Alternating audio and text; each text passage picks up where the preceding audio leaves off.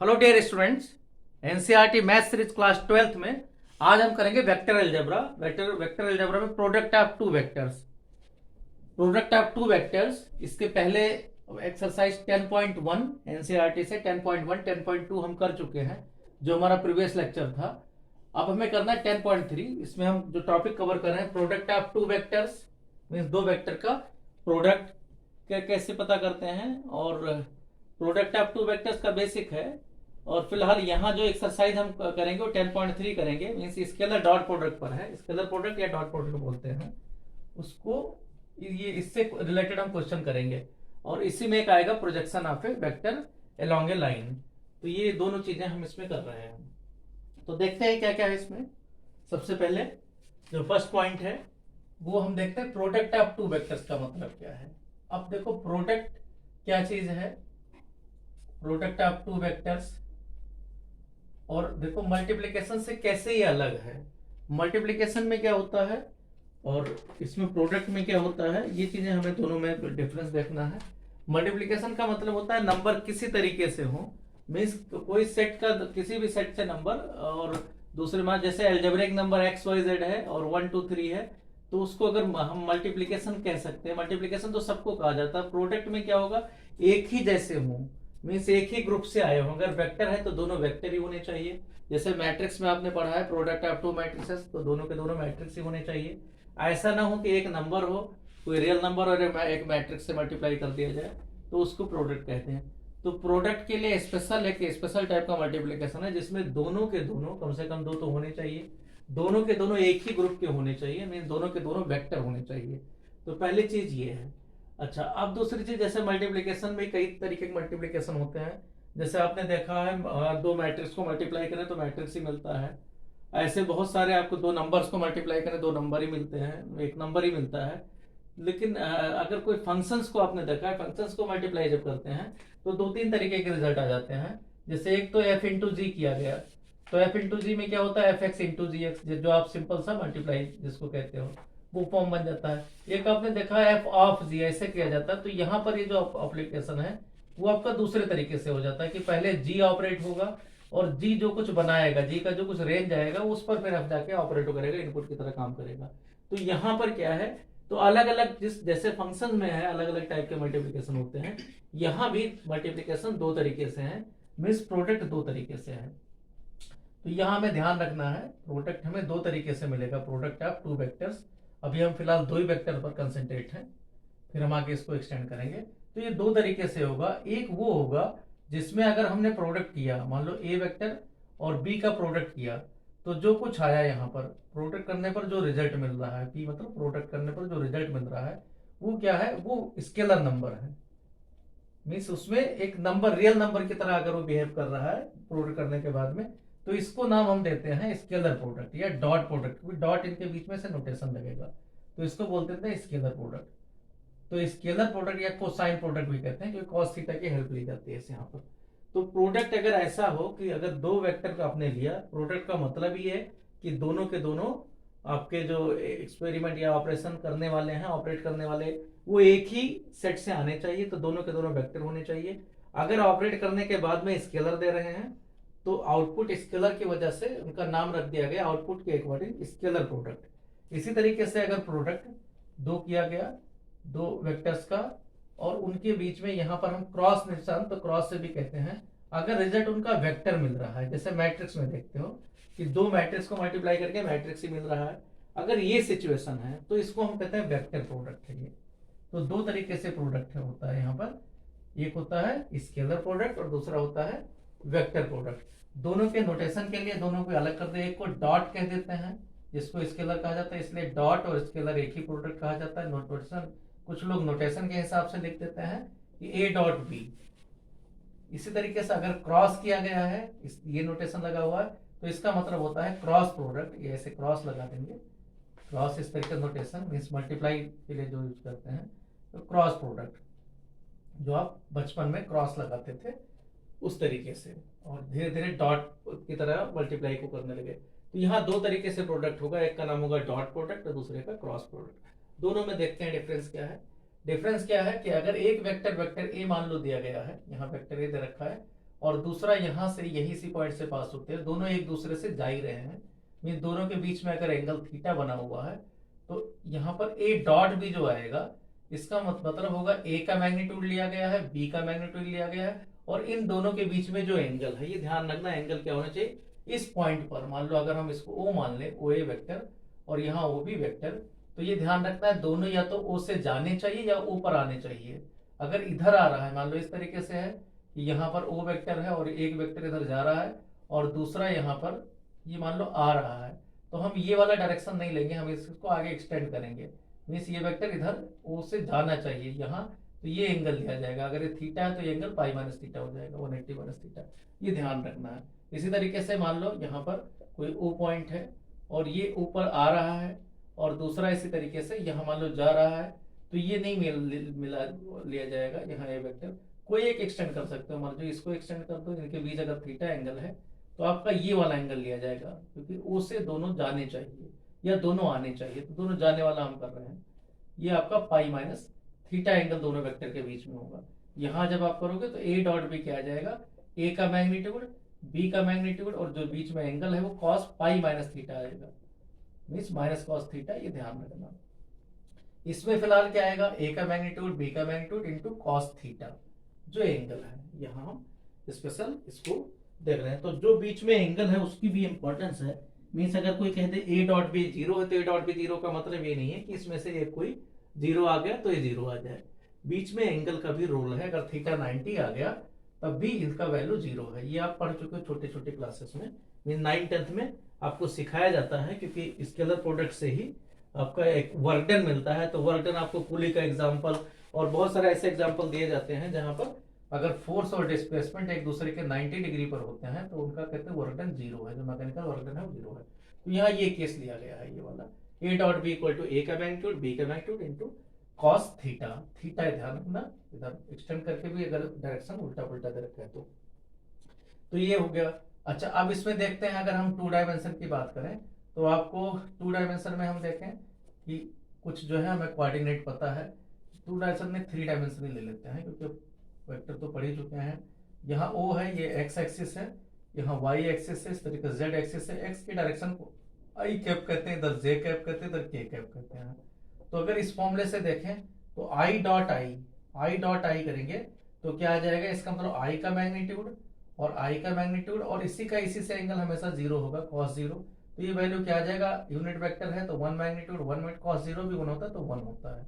इसी तरीके से अगर जे डॉट जे करेंगे तो ये भी यही आएगा, के डॉट के ये भी 1 यही आएगा, 1 ही रहेगा। लेकिन अगर आई डॉट जे कर दिया जाए तो आई डॉट जे में क्या आ जाएगा, आई का मैग्नीट्यूड और जे का मैग्नीट्यूड, और एक्स एक्सिस और वाई एक्सिस के बीच एंगल क्या होता है, हमेशा 90 डिग्री होता है, तो कॉस 90। तो यहाँ value 1 into cos 90 value zero, तो जीरो हो जाता है। इसलिए आई डॉट जी जे कहा जाए या जे डॉट के कहा जाए या फिर के डॉट आई कहा जाए, ये सबके सब जीरो होते हैं। तो यहाँ ये ध्यान देने वाली बात है कि आपका, इसीलिए आई को जे से नहीं डॉट करना, जे को के से नहीं करना, मीन्स एक जैसा ही होगा तभी मल्टीप्लाई करना है, अदरवाइज जीरो आ जाएगा वैल्यू बाकी सब। तो एक तो ये रिजल्ट आपको ध्यान रखना है। दूसरी चीज है, अगर ए डॉट ए कहा गया है तो ए डॉट ए का मतलब क्या हो जाएगा कि mod A magnitude of A into cos, दोनों के बीच में एंगल, जब वही वेक्टर कॉस जीरो होगा तो ये आ जाएगा मॉड ए स्क्वायर। तो ये एक बढ़िया तरीका है कि कोई वेक्टर है, उस वेक्टर को आपको किस में कन्वर्ट कर सकते हो, उसको आप स्केलर में कन्वर्ट कर सकते हो, ये भी इसमें एक रूल है। तो ये दूसरा फॉर्मूला, ये इसमें ए डॉट ए हमेशा मॉड ए स्क्वायर रहेगा। तो कभी भी हमें ट्रायंगल इनइक्वालिटी वैसे प्रूव करने होते हैं तो यही हेल्प लेते हैं। तीसरा आपको यहां से रिजल्ट है कि अगर दो वेक्टर के बीच में एंगल पता करना है, मान लो एक वेक्टर ए दे रखा है दूसरा बी दे रखा है, इन दोनों के बीच में अगर एंगल पता करना है तो यहाँ पर फॉर्मूला क्या हो जाएगा, यहाँ देखो कॉस थीटा इक्वल टू क्या आ जाएगा, cos theta equal to a dot b, means dot कर लो इनका, और डिवाइडेड बाई ए का मैग्नीट्यूड बी का मैग्नीट्यूड। तो ये सब, ये तीसरा फॉर्मूला हो गया। तो ये सब हमें जरूरत पड़ेगी यहाँ पर, तो हम ये सब फॉर्मूला लगाएंगे। ये सब स्केलर प्रोडक्ट में है, ठीक है। एक इसमें स्केलर प्रोडक्ट का भी इतनी चीजें हो गई। इसके बाद में क्या करना है कि हमें पता करना है प्रोजेक्शन, एक नया इसमें और कॉन्सेप्ट आता है, फिर हम क्वेश्चंस करते हैं। प्रोजेक्शन ऑफ वेक्टर क्या है, प्रोजेक्शन का मतलब क्या होता है कि इनका इफेक्ट क्या है।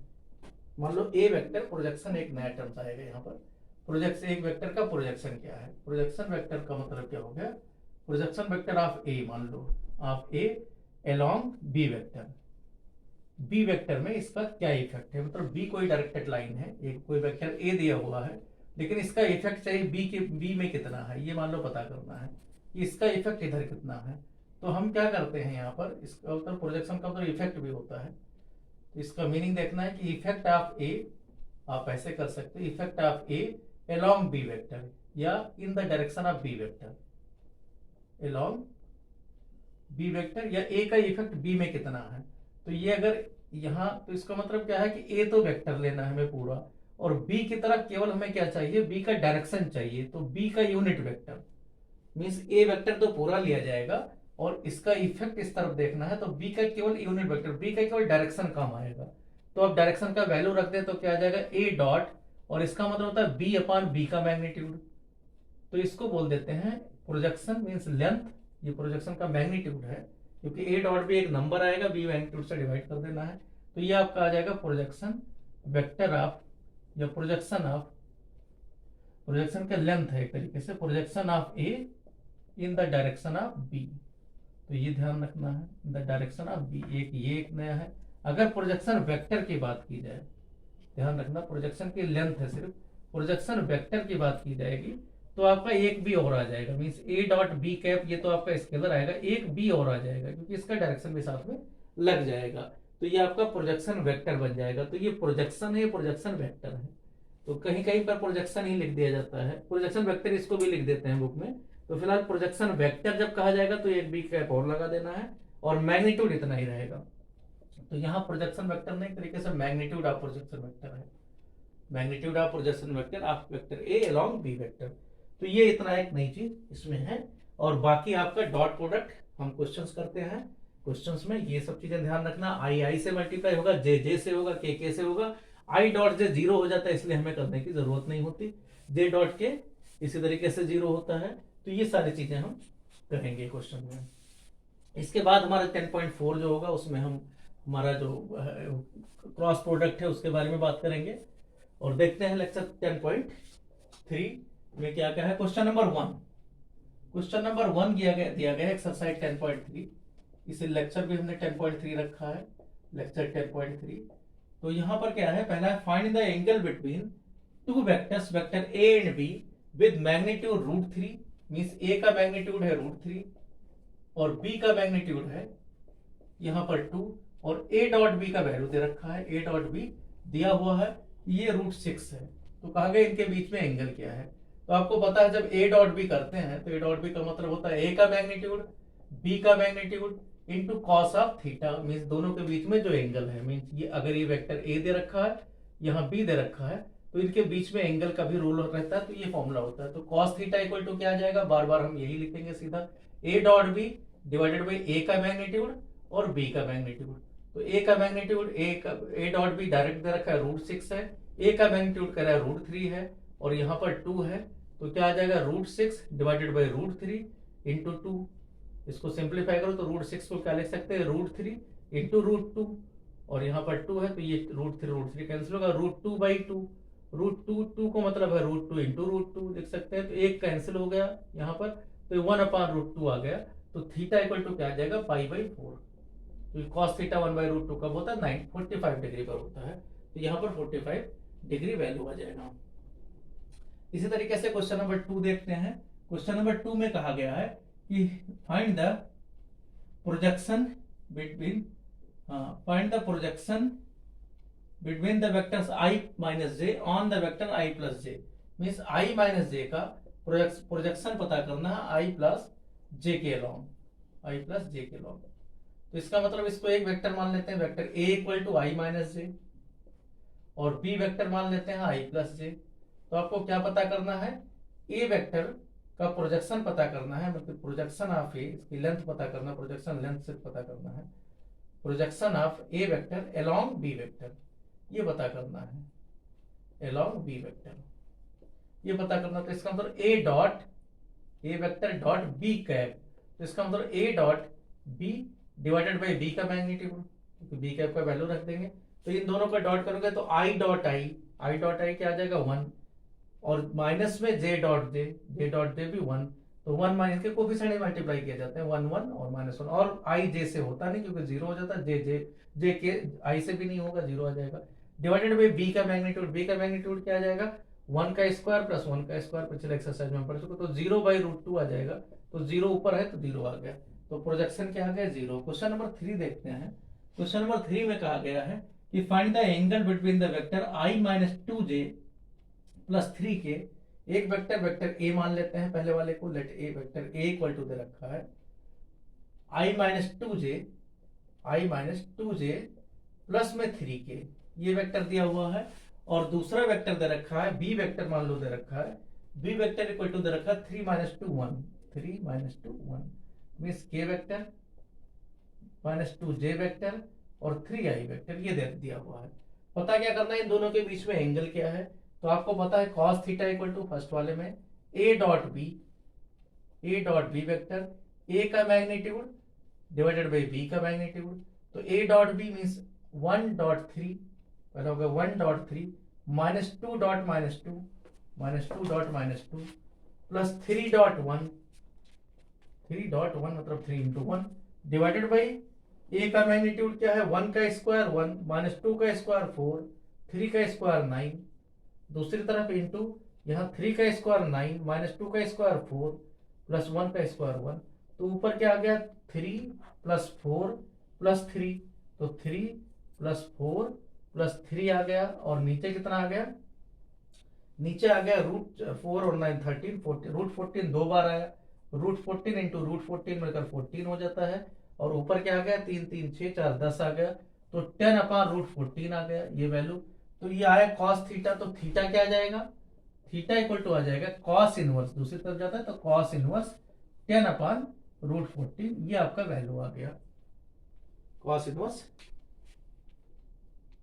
1 × 3 क्या था, i-2 1 - 2 3 और है 3 - 2 1, तो यहाँ हो गया 3, यहाँ हो गया -2, दोनों -2 हैं, ठीक है, तो ये आपका आ गया cos इनवर्स 10/√14, 10/√14 गलत सा आंसर आ रहा है, कहीं कुछ मिस्टेक्स है, ये नहीं आना चाहिए, क्योंकि cos का वैल्यू 1 से ज्यादा नहीं हो सकता, ये 1 से ज्यादा आ रहा है, बुक से देखते हैं कहीं कुछ मिस्टेक्स है, नंबर्स में है 3 - 2 1, 3 - 2 1, ठीक है, तो 3 1 जा 3 -2 × -2 4, ठीक है, और यहाँ पर 3 1 जा 3, तो 3 3 6 4 10 आ रहा है, बीच में कोई माइनस नहीं हो रहा है, चलो ठीक है, जो आ रहा है वो आ रहा है, cos इनवर्स 10 नहीं आना चाहिए, 3 3 6 4 10 है, कुछ बुक में मिस्टेक्स है, या तो नहीं 14 है, राइट, ठीक है, √14 नहीं, यहाँ 14 है, क्योंकि दो बार √14 आया, तो क्या आ गया 14, फिर सही है, तो 10/14 कैंसिल करोगे तो कितना आ जाएगा, 2 5 जा 2 7 जा, तो 5/7, यहाँ पर कितना आ गया 5/7, ठीक है, तो 5 cos इनवर्स 5/7, क्योंकि cos थीटा का वैल्यू 1 से ज्यादा नहीं होता, तो 10 ऊपर ज्यादा वैल्यू आता है, रूट हमने दो बार मल्टीप्लाई हट गया, ठीक है। क्वेश्चन नंबर 3 के बाद क्वेश्चन नंबर 4 देखते हैं। क्वेश्चन नंबर 4 में देखते हैं क्या है, क्वेश्चन नंबर 4 में कहा गया है कि find the projection of the vector i + 3j + 7 के, तो लेट, फोर्थ क्वेश्चन में लेट पहला वेक्टर ए ले लेते हैं, वेक्टर ए क्या है i + 3j प्लस में 7 के, और दूसरा बी वेक्टर है, बी वेक्टर दे रखा है, दूसरा वेक्टर 7i -j + 8 के, 7i -j + 8 के, 7i -j प्लस में 8 के, ये दिया हुआ है, तो यहां क्या आ जाएगा, आपको क्या पता करना है, कहा गया find the projection of A along B, A तो ए बी मतलब क्या होगा, ए डॉट बी का पता करना है, प्रोजेक्शन कितना आ जाएगा, प्रोजेक्शन आपका ए अलोंग बी का मतलब क्या होगा, ए डॉट बी का मीन्स क्या होगा, A vector dot B vector divided by B का मैग्नीट्यूड, तो यहाँ ए डॉट बी करोगे तो 1 × 7 7 आ गया, -3 × 3 × -1 -3 हो गया, 8 × 7 56 हो गया, डिवाइडेड बाई इसका स्क्वायर करोगे तो 1 square + 3 square + 7 square means 1 plus में 9 + 49, दूसरी तरफ स्क्वायर रूट करोगे तो 49 प्लस में 1 प्लस 8 का स्क्वायर 64, ये आ जाएगा। सबको जोड़ोगे तो यहाँ देखो 60 है आ गया, फिर 60 क्योंकि 7 माइनस 3 माइनस 4 प्लस 4 आ गया और उसे 56 60 आ गया। डिवाइडेड बाई यहाँ देखोगे तो 59 आ गया रूट में 59, रूट 59 इंटू यहाँ मल्टीप्लाई करोगे तो 50 प्लस में 64 रूट 114 आ गया। नहीं, केवल b का मैग्नीट्यूड चाहिए, ये नहीं चाहिए, तो क्या आ जाएगा यहाँ पर रूट 114 हो जाएगा। तो आपका क्या आ जाएगा, और कैंसिल होना नहीं है, तो प्रोजेक्शन यही आ गया 60 upon root 114, 60 divided by root 114। यहाँ पर b का केवल हमें चाहिए मैग्नीट्यूड, तो ये आ गया। इसी तरीके से देखते हैं क्वेश्चन नंबर 5। क्वेश्चन नंबर 5 में कहा गया है सो that the each of the given 3 vectors is a unit vector. जितने वेक्टर दे रखे हैं यूनिट वेक्टर है। यूनिट वेक्टर का मतलब मैग्नीट्यूड इनका 1 है। तो लेट पहले वाले वेक्टर को वेक्टर ए मान लेते हैं।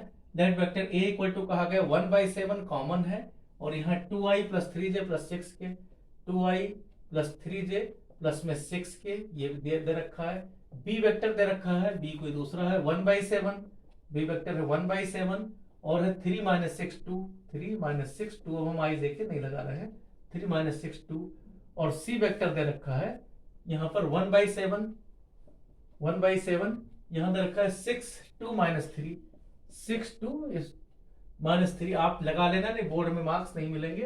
तो ये दे रखा है, क्वेश्चन है तो इसलिए हम अब देखो ए का मैग्नीट्यूड क्या आ जाएगा। ए का मैग्नीट्यूड जब करोगे तो देखो 1/√, ये 2/7 है तो 4/49 प्लस में यहाँ पर 9/49, सबके नीचे 49 आ जाएगा और यहाँ 36/49। तो सबको जोड़ोगे 36 40 आ गया, 49/49 का स्क्वायर रूट 1 आ जाएगा।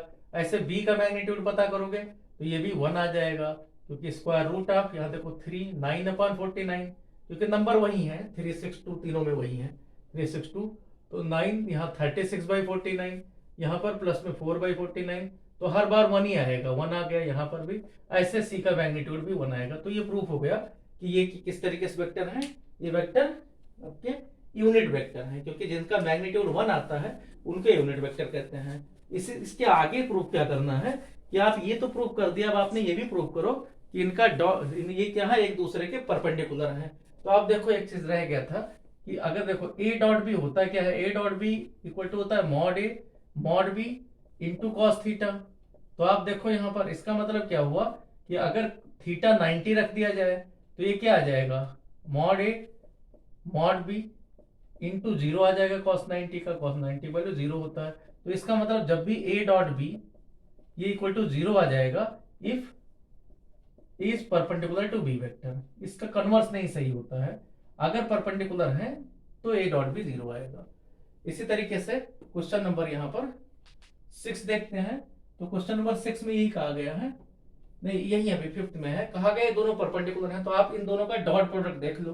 तो ए डॉट बी देखते हैं, ए डॉट बी देखते हैं तो 1/7 इंटू 1/7 मल्टीप्लाई करके 1/49 आ गया। यहाँ देखो 2 इंटू 3 6 आया, 3 इंटू -6 -18 हुआ, प्लस 6 इंटू 2 12 आ गया।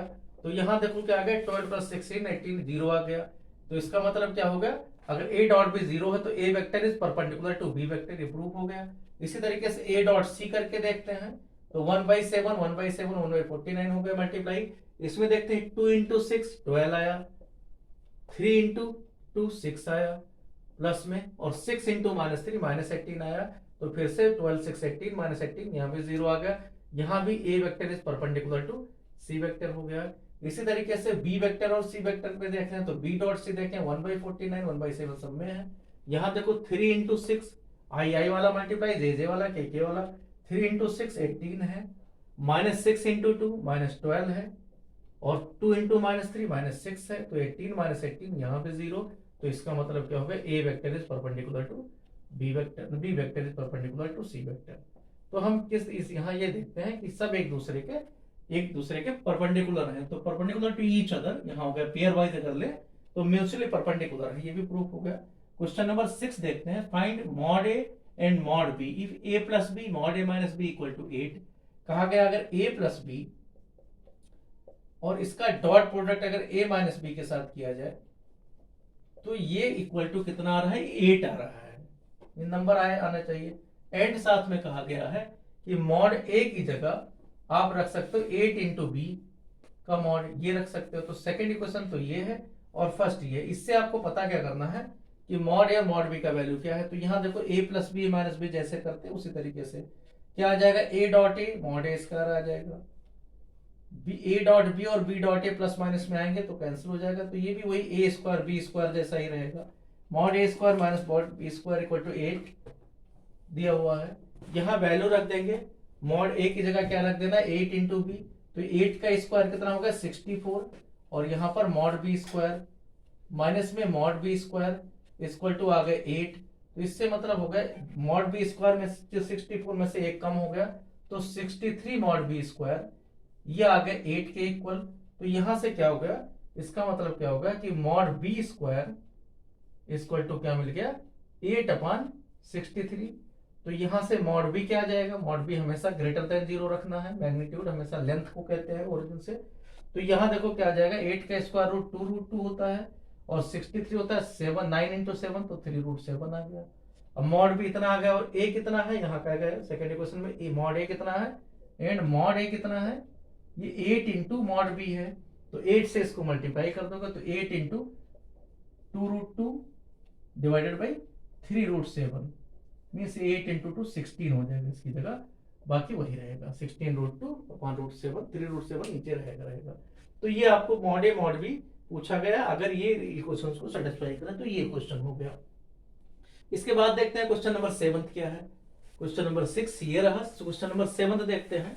क्वेश्चन नंबर 7 में कहा गया है, क्वेश्चन नंबर 7 है कि evaluate the product 3a minus 5b। तो जैसे आप सिंपल मल्टीप्लाई करते हो बस बीच में डॉट आपको लगा देना है और कुछ नहीं, a डॉट ए है तो मॉड ए स्क्वायर हो जाएगा, a डॉट बी है तो a डॉट बी लिखा रखोगे। तो क्वेश्चन नंबर 7 में देखो क्या कहा गया है, इसीलिए हमने यहाँ पर जल्दी बता दिया था क्योंकि आप कर सकते इसको। कहा गया 3a वेक्टर माइनस में a पूरा कोई कुछ भी वेक्टर हो मीन्स आई जे के फॉर्म में अपने आप ही होगा, आपको डॉट कर देना है 2a vector plus 7b vector. बस ये ध्यान रखना कि आपको अपना इंटरप्रिटेशन नहीं लगाना, आप नए चीज पढ़ रहे हो वेक्टर। तो क्या आ जाएगा यहाँ पर 3a इंटू 2a, पहले 3a से करोगे तो क्या आ जाएगा 3a डॉट 2a, ये ध्यान रखना, ब्रैकेट में लगा दो मर्जी डॉट 2a प्लस में 3a डॉट में 7b, ये आ जाएगा। इसी तरीके से यहां पर क्या आ जाएगा, दूसरे माइनस 5b से करोगे तो माइनस में 5b डॉट 2a और माइनस 5b डॉट में 7b। तो यहां अब आपको सिंप्लीफाई कर देना, 3 इंटू 2 क्या आ गया 6 मॉड ए मतलब मॉड ए स्क्वायर। यहां इसी तरीके से 3 इंटू 2 27 a डॉट b, ये ऐसे लिखा रहेगा, यहां पर a डॉट ए मिलकर मॉड ए स्क्वायर बन जाता है। माइनस में 5 into 2 number multiply 10, b dot A और a डॉट बी दोनों एक ही हैं क्योंकि a का मॉड b का मॉड cos थीटा दोनों के बीच में एंगल, तो एंटी क्लॉकवाइज या क्लॉकवाइज कैसे भी एंगल लिया जाए वही रहता है। तो यहाँ यही a डॉट बी लिखा जाएगा, ये रूल लिख देना a डॉट बी या फिर b डॉट ए, इनका डॉट से कुछ फर्क नहीं पड़ता, डॉट आपका कम्यूटेटिव प्रॉपर्टी होल्ड करता है। माइनस में 5 इंटू 7 35 मॉड बी स्क्वायर, क्योंकि बी डॉट बी अगर वही मिला तो मॉड बी स्क्वायर आ जाएगा। तो यहाँ आ गया 6 मॉड ए स्क्वायर 21 और माइनस 10 मिलकर 11 आ गया, प्लस में 11 ए डॉट बी और यहाँ आ गया माइनस 35 मॉड बी स्क्वायर।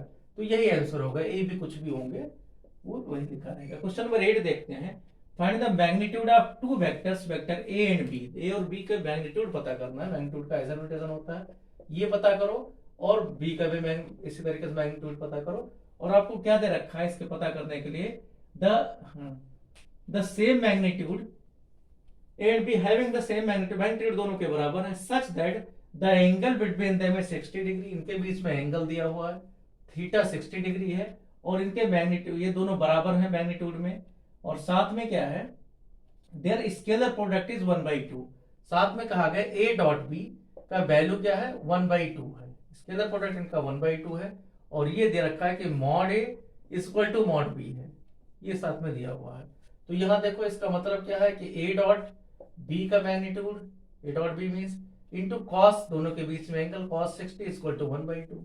इसका मतलब क्या ये दोनों बराबर हैं, तो एक कोई नंबर एक देखो मॉड ए और बी की जगह भी यही मान लो रख दिया गया मॉड ए इसको cos 6 की जगह cos 60 की जगह 1/2 होता है वैल्यू 1/2, तो 1/2 2 कैंसिल हो जाएगा। तो इसका मतलब mod A square equal to क्या आ गया 1। इसका मतलब मॉड ए क्या आ गया, ये यूनिट वेक्टर है 1, तो ये मॉड बी भी यही है, तो दोनों का वैल्यू क्या आ गया, दोनों यूनिट वेक्टर है, मैग्नीट्यूड इनका 1 आ गया। क्वेश्चन नंबर 9 देखते हैं।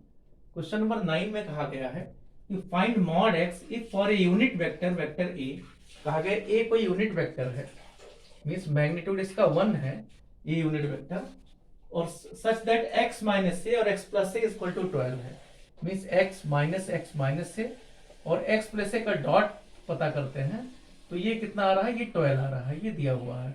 तो आप देखो पहले x से मल्टीप्लाई करोगे तो x डॉट x, डॉट लगाना है, ध्यान रखना क्रॉस नहीं लगाना, x डॉट ए प्लस में x डॉट ए। अब माइनस ए करोगे तो माइनस ए डॉट एक्स, इसको उलट सकते हो, x डॉट ए लिख सकते हो, डॉट में उलट सकते हैं, माइनस ए डॉट ए, यह आ जाएगा minus a dot a equal to 12। तो x डॉट ए का मतलब मॉड एक्स स्क्वायर, x से ये कैंसिल हो जाएगा दोनों, एक प्लस एक माइनस, माइनस मॉड ए स्क्वायर, तो ये यही आता है, इसलिए हमने पिछले क्वेश्चन में डायरेक्ट रख दिया था इक्वल टू 12। अब मॉड ए कहा गया 1 है, तो इसका मतलब मॉड एक्स स्क्वायर और यहाँ 1 का स्क्वायर मीन्स -1 इक्वल टू 12, तो मॉड एक्स स्क्वायर क्या आ जाएगा 13 आ जाएगा, तो मॉड एक्स इक्वल टू क्या मिल जाएगा √13। तो यही कहा गया है, यहाँ प्लस माइनस नहीं होता, मॉड हमेशा पॉजिटिव रहता है, तो मॉड एक्स का वैल्यू पूछा गया है। क्वेश्चन नंबर 10 देखते हैं। तो ये सब बेसिक क्वेश्चंस हैं, तो आपको वेक्टर्स के हैं लेकिन इनकी प्रैक्टिस जरूरी है, नहीं फिर यही आपके मुसीबत बन जाएंगे आगे चल के, जैसे जैसे हम 3D में जाएंगे या आगे एक्सरसाइज में जाएंगे मिसलेनियस में, तो ये क्वेश्चन यही बहुत लेंथी बन जाते हैं अगर नहीं पता है तो। क्वेश्चन नंबर 10 देखते हैं। क्वेश्चन नंबर 10 में कहा गया है if a vector equal to 2i + 2j + 3k, कोई वेक्टर ए दे रखा है 2i + 2j और प्लस में 3k वेक्टर, इसी तरीके से बी वेक्टर दे रखा है -1 to 1, बी वेक्टर है -1 to 1 मींस -i + 2j + k। C vector दे रखा है 3 1 0, सी वेक्टर दे रखा है 3i प्लस में j वेक्टर और यहाँ k नहीं है, are such that a + λb, कहा गया a + λb, इसको भी वही लिख देते हैं -i प्लस में 2j प्लस में k, ऐसे दिया हुआ है। तो यहाँ क्या कहा गया है कि इस तरीके से है ये, आर सच दैट कि a vector plus lambda b vector, a plus lambda b vector ये परपेंडिकुलर टू वेक्टर c है, ये वेक्टर c के परपेंडिकुलर है, then find the value of lambda, then आपको पता करना है कि लैम्डा क्या होगा, ये पता करना है। तो अगर परपेंडिकुलर है तो a vector plus lambda b vector का डॉट प्रोडक्ट क्या आना चाहिए, c के साथ में 0 होना चाहिए, तो डॉट प्रोडक्ट हम करते हैं यही, a डॉट लैम्डा बी करेंगे तो क्या आ जाएगा 2 माइनस, इसको लैम्डा से मल्टीप्लाई कर देना, 2 माइनस लैम्डा, इतना आई कैप आएगा। इसी तरीके से 2 + 2 लैम्डा, 2 + 2 लैम्डा, इतना जे कैप रहेगा। इसी तरीके से 3 + लैम्डा, क्योंकि ये सब लैम्डा से मल्टीप्लाई कर देना है बी को, 3 प्लस में लैम्डा, इतना के कैप रहेगा। अब ये कह रहे हैं जो कुछ आया इसका डॉट कर देना है सी के साथ में, मीन्स 3i + j प्लस में कुछ नहीं है मीन्स 0 के, ये नहीं है, इसका डॉट प्रोडक्ट जो कुछ है 0 है अगर परपेंडिकुलर है।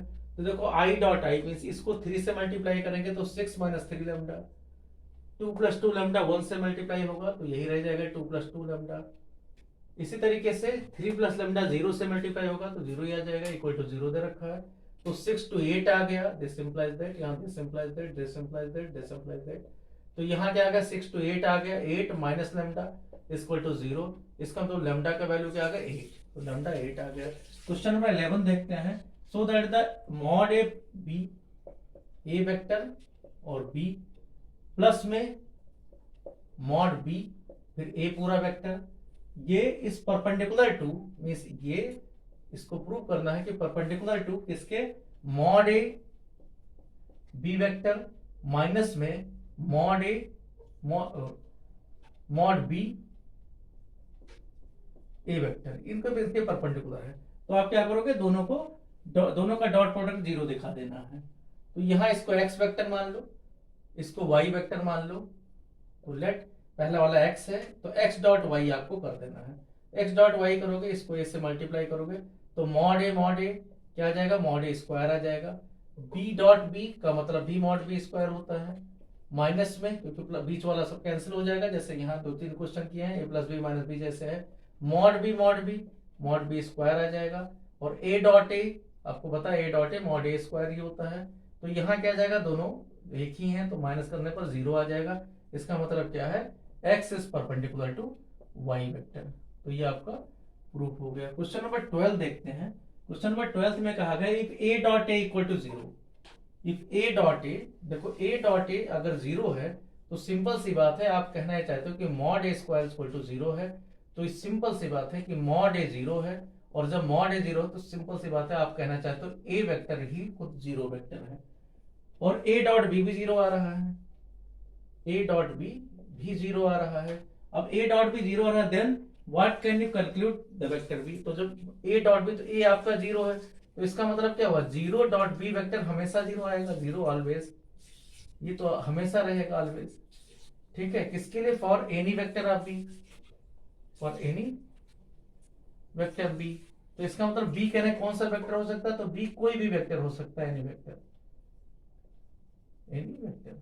इससे क्योंकि 0 से मल्टीप्लाई आप कोई भी नंबर का करोगे तो 0 ही रहेगा, इसी तरीके से 0 से किसी भी वेक्टर का मल्टीप्लाई किया जाएगा तो 0 ही रहेगा। और एक चीज और ध्यान रखना, वहां पर थीटा क्या होता है, थीटा नॉट डिफाइन रहता है, थीटा आपका डिफाइन नहीं होता, क्योंकि थीटा वहां पर 0 ही ऑटोमेटिक सबके लिए आ जाता है, और दो वेक्टर ही नहीं मिलते, क्योंकि 0 का डायरेक्शन बहुत जगह होता है, एक ही वेक्टर होता है, तो एक वेक्टर का डायरेक्शन से कुछ मतलब नहीं है, दूसरा वेक्टर होना जरूरी होता है।